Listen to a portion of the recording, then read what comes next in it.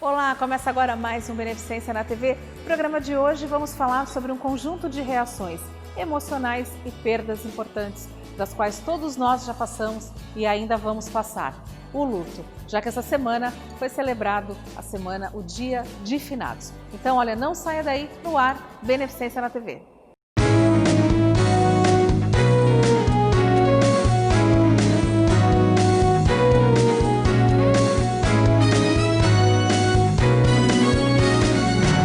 Beneficência na TV.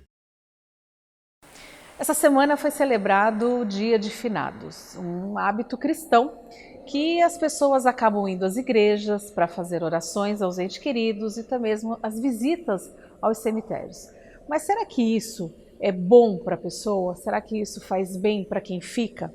Sobre o assunto, sobre o luto, eu converso com ela, que é psicóloga clínica e também atua na saúde mental de Santos, Luciana Sescon. Tudo bem? Obrigada por aceitar o convite. Eu que agradeço pelo convite, Cris.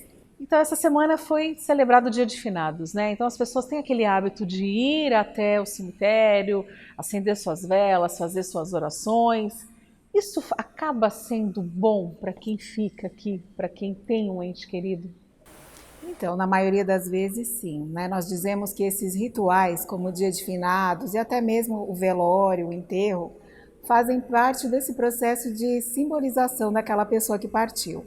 Então, quando a gente vai no Dia de Finados visitar o túmulo do nosso ente querido, na verdade a gente está honrando a sua memória, né?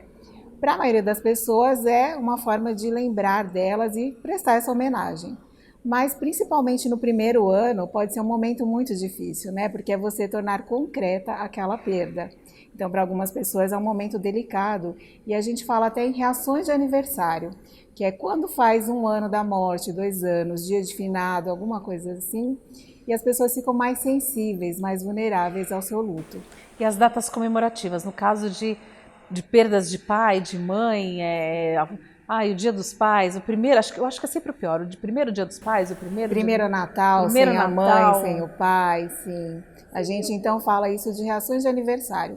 Às vezes a pessoa nem se dá conta que está chegando o aniversário, por exemplo, do pai, da mãe, mas percebe uma tristeza maior, uma angústia maior e às vezes está relacionada à questão do luto. Agora, doutora, no caso o luto ele tem fases? É necessário viver o luto? Então, a gente tinha antes uma referência das fases do luto, que era da Elizabeth Kubler-Ross, né, que falava da dificuldade de aceitação, da revolta, da raiva, de querer barganhar, depois uma depressão e então a aceitação da morte. Mas o estudo que ela fez foi com pacientes terminais e não necessariamente com pessoas enlutadas. A abordagem mais atual de luto vai falar de um processo de oscilação. Então, vivenciar o luto é a gente se permitir também ter esses momentos onde a gente sente mais saudade, sente tristeza, mas também aqueles momentos onde a gente se reúne e vai trazer as lembranças boas, vai rir falando, olha, se tivesse aqui, a gente já está rindo disso. E essa oscilação é normal. Não tem muito um tempo de luto, né? Porque a nossa sociedade meio que cobra que a gente lide com a dor de uma forma muito rápida. Então é comum que as pessoas escutem, olha, mas já fez 6 meses, já fez 1 ano, já é o segundo Natal e você ainda está sofrendo? E cada pessoa lida com o seu luto de uma forma diferente. Então, assim, para a psicologia, para a saúde mental, não tem um luto patológico, mas tem algumas pessoas que podem ficar presas por mais um tempo nesse processo de luto, que é importante. Por que é o processo de luto? É essa adaptação que eu faço diante dessa perda. Essa pessoa não vai mais voltar, ou aquela situação não vai mais ser como antes, eu preciso de um tempo para reorganizar minha vida com essa falta.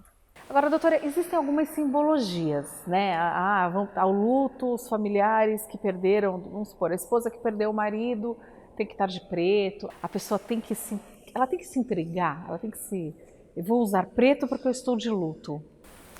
Eu acho que antes isso já teve mais força, né? Mas ainda hoje a gente vê, principalmente no velório, que a maioria das pessoas vai de preto mesmo. Mas não é o ter que se vestir. Acho que é de acordo mesmo com a cultura, com a história daquela família, se faz sentido ou não. Mas dificilmente a gente vê hoje em dia pessoas que mantêm esse luto, né, na roupa por mais tempo. E também tem muito a ver com a cultura. Por exemplo, no México, né, o Dia dos Mortos, que começa a ser comemorado no final de outubro e vai até dia 2, lá de fato é comemorado, porque é um outro significado. Então os familiares preparam as comidas do seu ente querido falecido, iluminam a casa com velas, tocam música, deixa tudo muito colorido. Os visitantes, mesmo turistas, podem entrar e lá a gente vê muita cor. Então acho que aqui no Brasil ainda é uma influência do preto, assim como roupa, mas principalmente hoje no velório. Antigamente tinha até em cidades, né, mais afastadas do centro, onde as pessoas ficavam um ano vestindo roupa preta, mas hoje em dia eu acho que é até uma dificuldade para expressar esse luto, não só nas roupas, mas até o tempo que a gente é autorizado a dizer que ainda está triste, que está chorando, e talvez isso reflita também nas roupas, né? Doutora, é importante o velório, né? Assim, precisa viver o velório. Então, aquela coisa de, acho que é o tempo que a pessoa tem para ir se conformando, ver que aquilo realmente aconteceu de fato, porque às vezes, em alguns casos, é um choque. No caso de um assassinato, no caso de um acidente, às vezes um infarto fulminante, então você não teve tempo de se preparar para de repente falar, não, está no hospital, pode vir a acontecer o pior. Só que a gente está vivendo uma pandemia. E a gente não está podendo ter velórios. Como é que fica essa questão da pessoa que está perdendo o ente querido não poder realizar porque acaba sendo importante o velório? Pois é, né? A gente entende que o velório tem esse aspecto simbólico, que é de concretizar aquela perda, aquele momento de despedida, mas também de receber o suporte social, que é de ouvir que a pessoa que eu perdi era importante também para outras pessoas, ouvir outras histórias, e isso começa a fazer parte da memória que eu vou levar do meu ente querido. Em tempo de pandemia, a gente tem atendido pessoas enlutadas que falam mesmo dessa dificuldade de não ter esse tempo, de não conseguir se despedir, muitas vezes até durante um processo de doença que já vinha acontecendo, eu não estive perto, eu não pude falar o quanto eu amava. Então a gente pensa em algumas estratégias possíveis, mesmo que virtuais. Então, por exemplo, dali a um mês daquela perda, reunir, mesmo que seja em uma chamada de vídeo com as pessoas mais próximas, esse momento para compartilhar histórias, para a gente compartilhar essas lembranças e receber o suporte um dos outros, porque realmente tem um fator importante para esse processo de elaboração do luto, né? Que não deve ser falado para uma pessoa enlutada. Ai, já passou o tempo, Deus sabe o que faz. O que não deve Eu ser acho que falado? esses clichês que as pessoas falam, né, querendo ajudar, na verdade só magoam ainda mais. Então, chegou a hora, Deus sabe o que faz, não chora porque onde ela estiver ela vai ficar sofrendo. E estranho seria se a gente não sentisse nenhuma emoção diante da perda de alguém querido. Então, eu acho que quando a gente não souber o que falar, basta a gente se aproximar, abraçar fora do tempo da pandemia, ou mandar uma mensagem carinhosa e dizer que está à disposição para ouvir a pessoa. Esses clichês, na verdade, não ajudam em nada o enlutado, fazem muitas vezes com que ele se sinta constrangido para expressar a dor que ele sente e que é muito válida, né? E não julgar também, né, doutora? Porque tem muitas, a gente vê pessoas que falam assim, caramba, ele estava lá no velório, nem chorou, não derrubou uma lágrima. E às vezes é uma força, é uma forma de se preservar. Mas quando chegar em casa e encontrar a realidade, a pessoa às vezes... Sim. Às vezes é uma forma de se preservar, ou ainda parece que a ficha não caiu e só depois, quando eu voltar para casa, aquela pessoa não estiver mais ali, eu consigo expressar. Então, acho que parece que nunca é bom o suficiente. Se a pessoa fica enlutada por muito tempo, olha, não sabe lidar com o luto, né? Já faz esse tempo todo, ainda está chorando. Se não chora, olha, nem parece que perdeu alguém importante. Então, acho que é uma dificuldade da sociedade de falar mesmo sobre morte, sobre luto, e a maioria das pessoas não sabe como reagir. Não tem receita pronta, cada um vai elaborar no seu tempo e da sua forma, né? Como tratar o luto com uma criança? Como chegar para aquela criança e explicar o que vem a ser a morte? Os estudos atuais sobre luto falam da importância da gente discutir esse tema com as crianças desde pequenininhas. Eu não sei como era a sua experiência, de quem está assistindo também, mas tinha uma proteção em relação à criança para que ela nem soubesse que aquele ente querido tinha falecido e que ela não participasse do velório, independente da idade. Os estudos mostram que isso, na verdade, traz uma dificuldade maior daquela criança elaborar aquele processo de luto e muitas vezes faz com que ela não consiga expressar seus sentimentos porque os adultos estão fingindo que nada aconteceu. Então, de acordo com a faixa etária, né, para crianças bem pequenas, não tem como a gente explicar muito a ideia de morte, mas possibilitar a oportunidade de que elas se despeçam daquela pessoa, né? Que ela entenda que aquela pessoa não vai voltar mais e que aconteceu a morte. Livros voltados para crianças podem ajudar nesse diálogo também, porque como a gente não cresceu com essa informação, a gente não sabe muito bem como lidar. Mas o que eu percebo é uma dificuldade maior do adulto do que da própria criança. Porque o que ela achar necessário, ela vai perguntar. E quando a gente não tiver uma resposta, a gente pode dizer simplesmente, eu também não sei o que acontece. Mas permitir que ela também expresse a sua emoção, vou sentir saudade do meu cachorro, da minha avó, que ela possa chorar, fazer desenhos sobre isso e compartilhar o luto da família é o mais saudável. A senhora tocou num assunto, tem o luto também daquelas pessoas que têm os seus pets como próprios filhos. Sim. E sentem e assim, e vivem um luto e vivem de verdade. E não tem aquela coisa de velório, receber, ver, já enterra, sim, acabou. Não tem esse distanciamento do trabalho como a gente tem, né?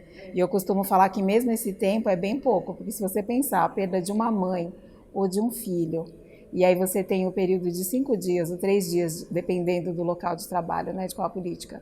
E depois você tem que voltar como se nada tivesse acontecido, já é complicado. E aí a perda, como você disse, a perda de um animal de estimação, que às vezes eu tinha um vínculo tão grande, que estava comigo há 15 anos, e isso também não é muito permitido, né? As pessoas falam, pega outro animal então e substitui. E nada substitui, né? O animal que se perdeu é aquele, o único com a história dele.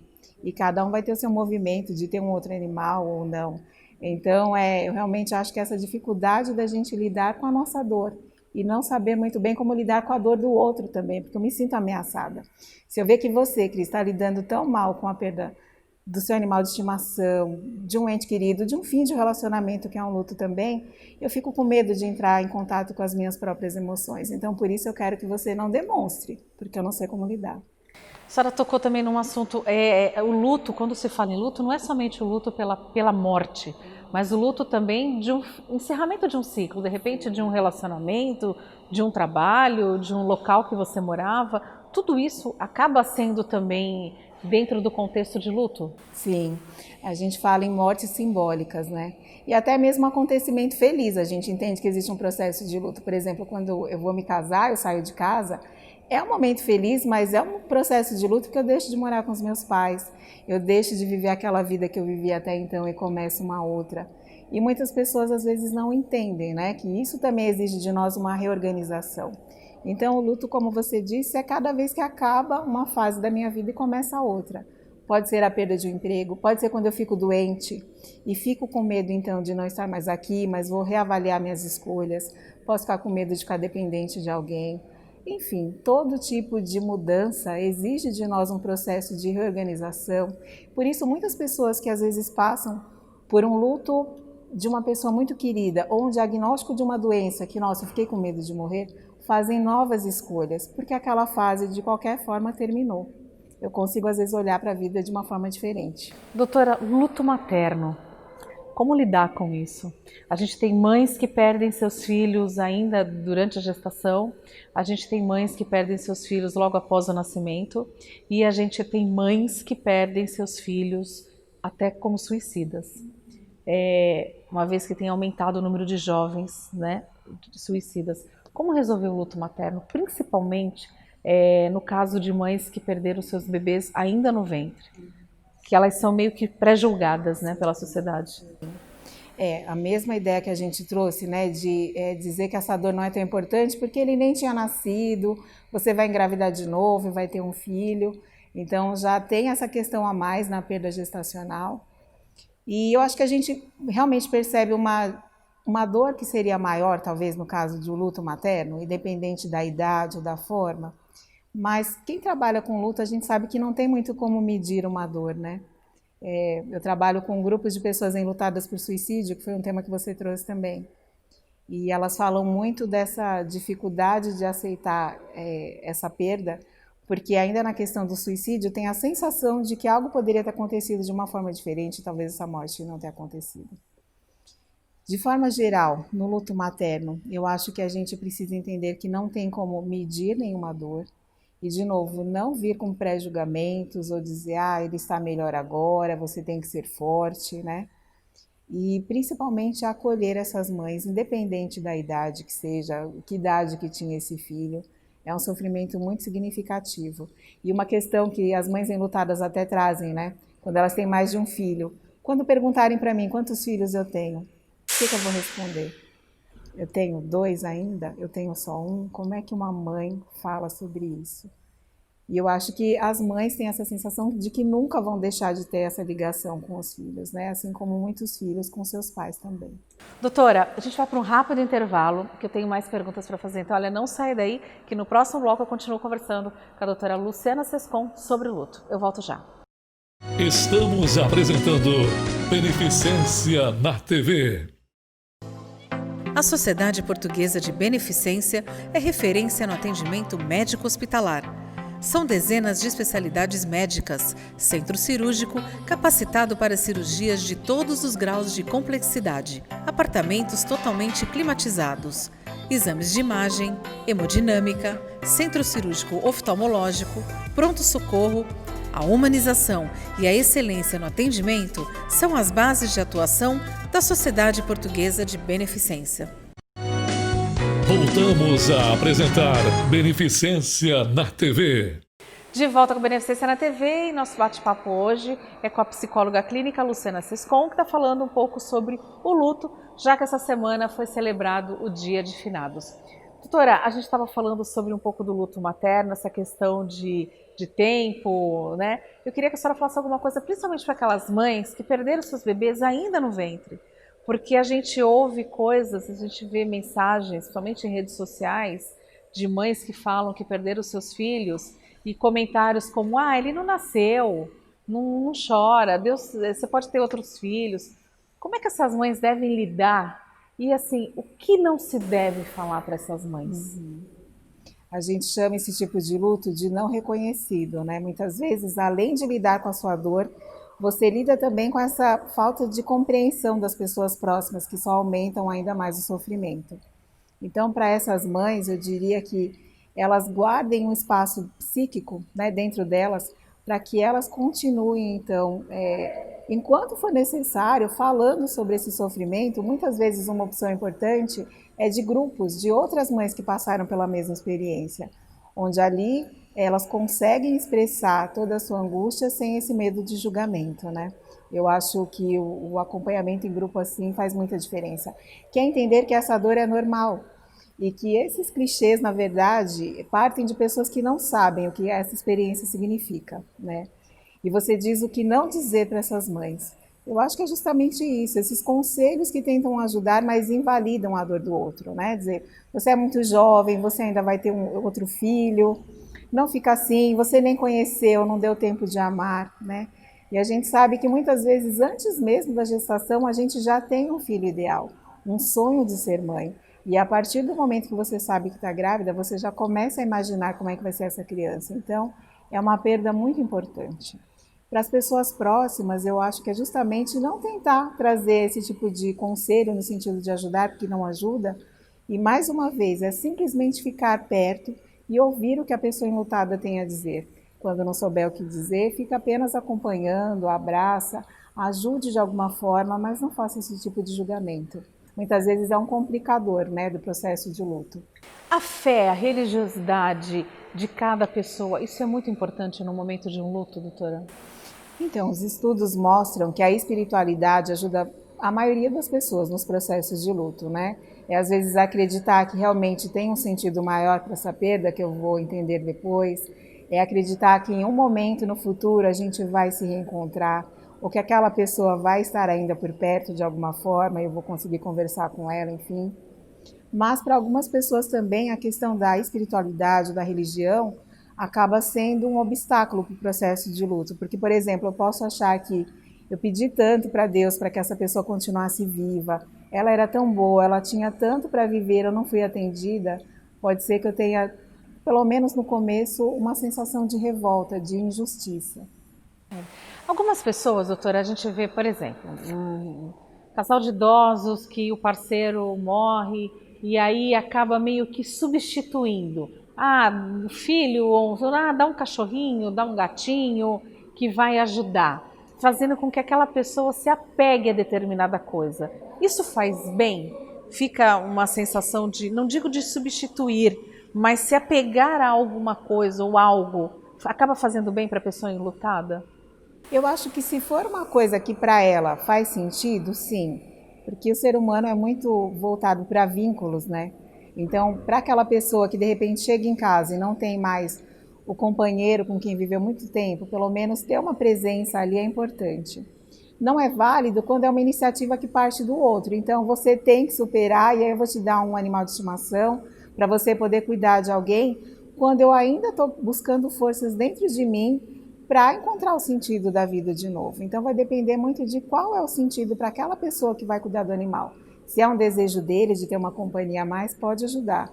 Mas se é essa coisa também o tempo todo que a gente vê a sociedade tentando fazer de levanta e reage, aí acaba sendo um prejuízo também, um desrespeito. Quando que o luto pode virar uma doença, por exemplo, uma depressão, na verdade? Quando que ele pode se transformar em depressão? Então, como a gente falou, não tem muito como estimar um tempo, nem as formas de reação de luto, porque varia de pessoa para pessoa. Mas a gente vai falar num luto complicado, quando, por exemplo, já passou um tempo significativo, e aí nem é um tempo de calendário, mas, por exemplo, 2 anos, 3 anos, e não é que eu não sinta falta da pessoa que faleceu, mas eu não consigo me desligar dela. Eu ainda tenho a sensação de que a minha vida também perdeu sentido no momento em que eu perdi aquela pessoa, né? Então pode ter mesmo sintomas de depressão, como um desânimo. Eu não quero mais conversar com as pessoas justamente porque eu acho que ninguém entende o meu luto, me sinto julgada. Não tenho mais motivação para viver novas experiências, né? Uma coisa que a gente observa nos processos de grupo das pessoas enlutadas é que no primeiro momento elas vêm muito falando sobre a perda, sobre a morte, como aconteceu, se foi um processo demorado, se foi repentino.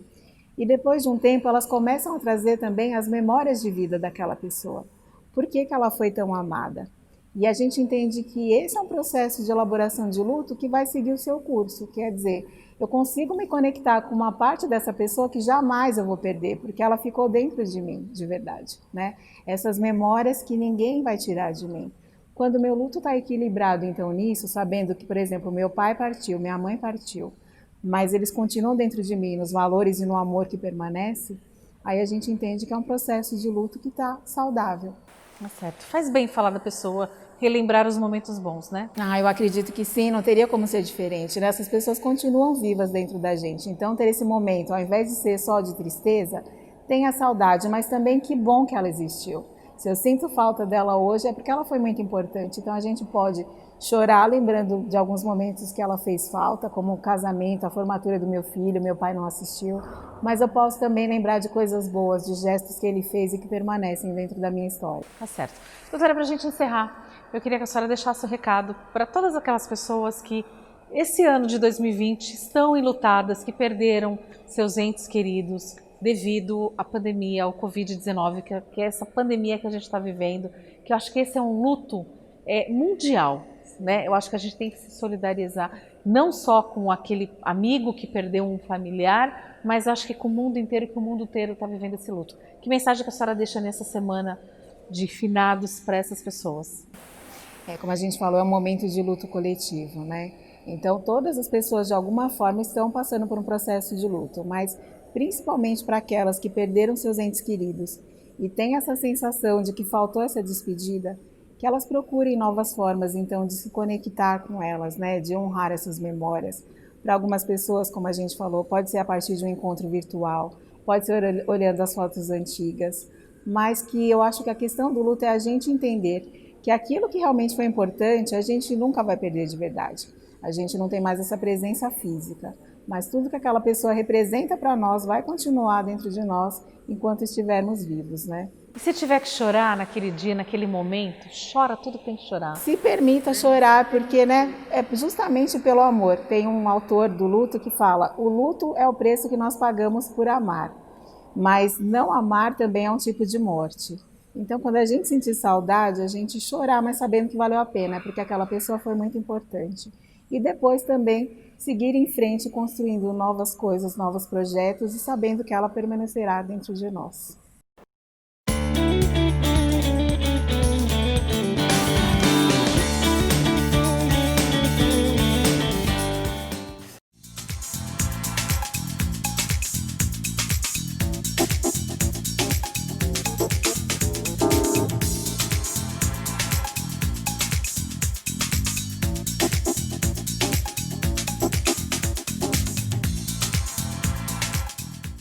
Oi, Cris, tudo bom? A dica de hoje, nós vamos falar de um prato do Cerrado brasileiro, um prato ali da região central, um prato saboroso, bonito e muito fácil. Nossos pratos aqui geralmente são pratos fáceis de fazer, no entanto, são pratos saborosos. É um lombo tropical, ele é composto de lombo suíno, abacaxi, ameixa e um molho de ervas por cima desse lombo.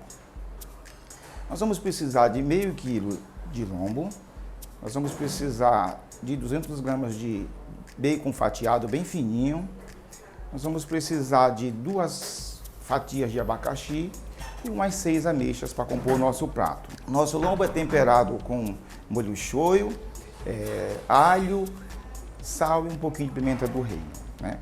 Colocamos esse lombo para assar no forno, embrulhado no papel alumínio por aproximadamente 45 minutos. Depois retiramos do forno esse lombo, passamos o bacon em volta desse lombo, voltamos ao forno sem o papel alumínio, né? Tiramos esse lombo depois de assado esse bacon, preparamos as batatas da seguinte maneira: cozinhamos as batatas torneadas, batatinhas torneadas, temperada com molho de erva, deixamos à parte. E as ameixas são cozidas em calda e também deixamos à parte. Na montagem desse prato, nós fatiamos o lombo de maneira que o bacon fique aparecendo, de maneira que o bacon decore essa fatia de lombo. Grelhamos o abacaxi numa frigideira, ou na manteiga, ou numa chapa, se vocês tiverem em casa. E montamos esse prato da seguinte maneira: o lombo intercalado com os abacaxis grelhados e as ameixas em volta, e as batatas torneadas em volta desse prato. É um prato muito saboroso, composto de 4 elementos, fácil e que vai agradar a qualquer paladar. Essa é a nossa dica de hoje e até uma próxima dica.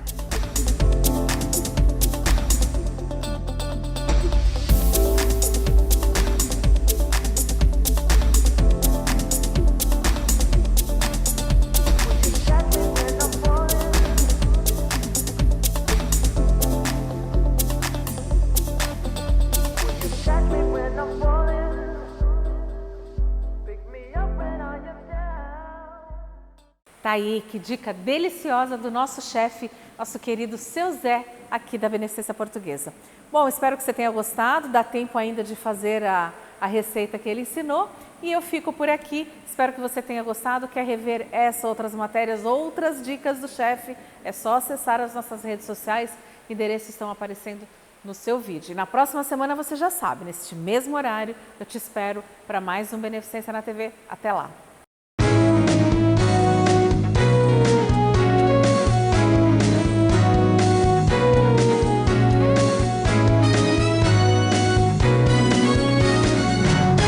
Beneficência na TV.